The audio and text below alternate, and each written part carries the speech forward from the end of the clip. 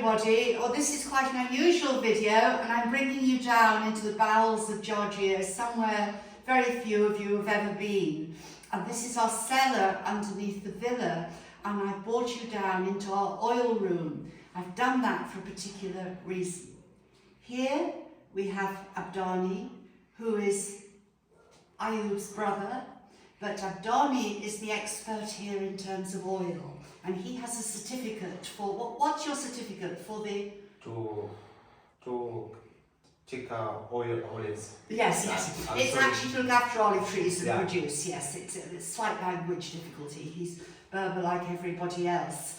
And last year he oversaw our trees when they were pruned after we had taken the harvest. And this year we had a magnificent harvest. Because of his expertise, the olives grew twice, the olive trees grew twice to full crop.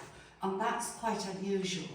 Now, why I've brought you down here is I've got Sino behind the camera, and Mozart, who's always down here.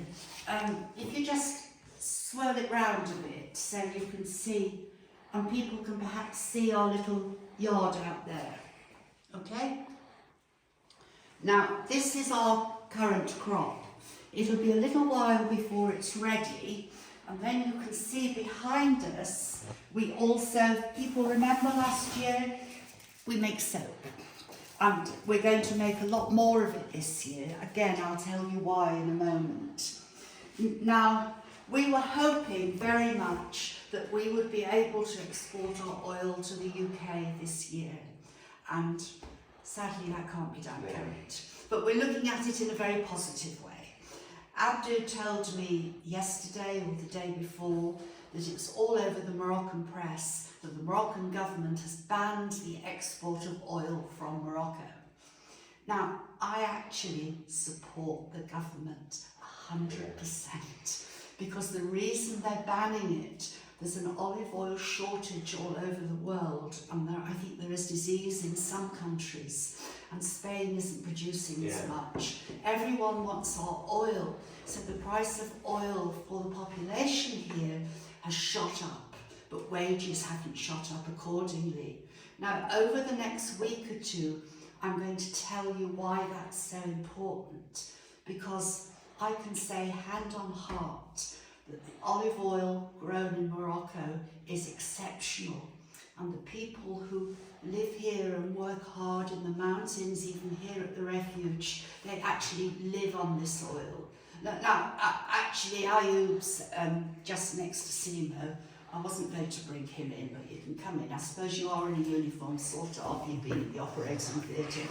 But Ayub, how much, when and how do you eat oil during the day?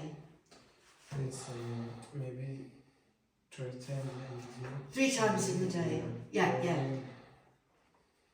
So in the morning for breakfast, you have Berber bread, which has no additives in, wonderful, wonderful bread, and it's all dipped in oil. There's no eating of butter here. Everything is dipped in oil. And your health would suffer considerably if you didn't have access to oil. I think that's fair to say. Now, for skin. Oh, your skin. That's why they're so handsome. If you remember last year and the year before, we gave most of our oil away because there was so much poverty during the pandemic in the mountains and surrounding villages. They desperately needed the oil, and we'll continue to do that. But we are going to market our oil here in Morocco. And certainly what people can do, I mean, visitors can buy, they can buy a bottle of our oil, and they can take that home with it as a gift for someone on the aeroplane. That won't be considered by customs as exportation.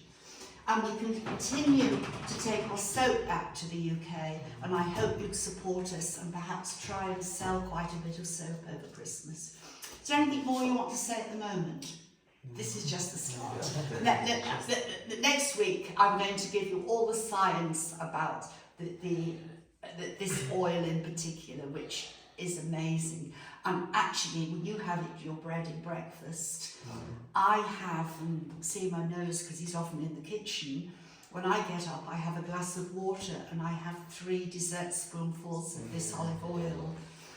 Now, I actually think, given, I'm not boasting, but given Charles's and my age, I mean, you know, I'm almost 80, Charles 82, we still perform quite well, and olive oil has a lot to do with that. Okay? So I'll be back to you soon with more olive oil updates. Thank you, Simo.